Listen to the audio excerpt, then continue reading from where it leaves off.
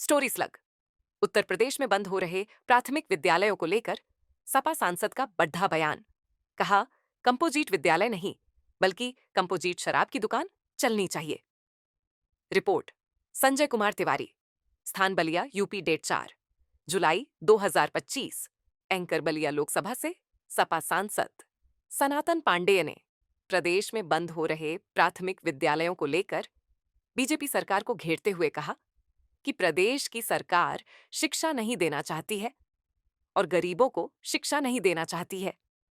जो परिवार समृद्ध है वो अपने बच्चों को कहीं भी पढ़ा सकते हैं। सरकार सरकारी कंपोजिट विद्यालय बंद करना चाहती है, लेकिन कंपोजिट शराब की दुकान नहीं बंद करना चाहती है। भले ही विद्यालय बंद हो, लेकिन कंपोजिट शराब की भट्टियां बंद नहीं होनी चाहिए।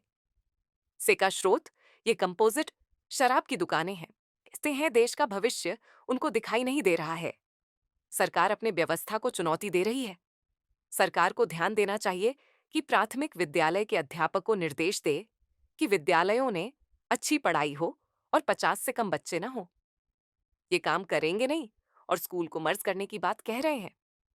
वीओ कांवड़ यात्रा को लेकर सपा सांसद ने कहा कि देखिए, हिंदुस्तान संविधान पर चलेगा और हिंदुस्तान में जो गलती करेगा उसको सजा मिलनी चाहिए।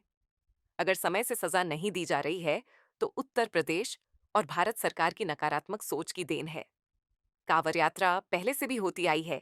जो लोग पहले से खड़े होकर आपका अभिवादन कर रहे हैं और उनकी जाति पूछकर कि उनके गले में पट्टा लगा करके जानकारी करना हमारे समझ से भारत के संविधान के खिलाफ है। बाइट सनातन पांडेय, सपा सांसद, लोकसभा बलिया।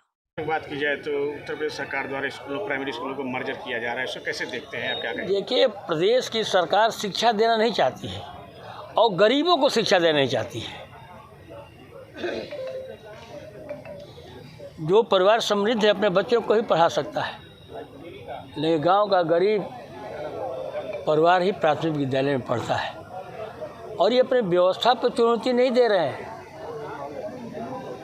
लेकिन प्राथमिक विद्यालय मर्ज कर दिया जाए, संख्या के अभाव में मर्ज कर दिया जाए, तो इस पर तुमको विचार करना चाहिए कि हम विद्यालय के अध्यापकों को निर्देश दें कि बच्चों को अच्छी पढ़ाई करें, बच्चों की संख्या कम से कम 50 से कम न हो। ये काम करेंगे नहीं, शिक्षा देंगे नहीं और स्कूल मर्ज करने की बात करते हैं, तो इनको शिक्षा से लेना देना नहीं है।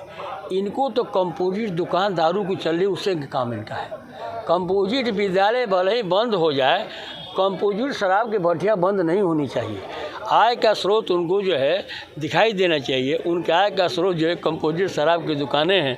ये देश का भविष्य उनके सामने नहीं दिखाई दे रहा है कि इस हिंदुस्तान का गरीब का बेटा शिक्षा कैसे पाएगा। वो चाहते हैं कि हमारे जो है पिछड़े जात के लोग, कमज़ोर जात के लोग जो है अशिक्षित रह जाए। जब अशिक्षित रह जाएंगी तो उनको लगता है कि हमारे भावनाओं का ज़्यादा आदर किया जाएगा।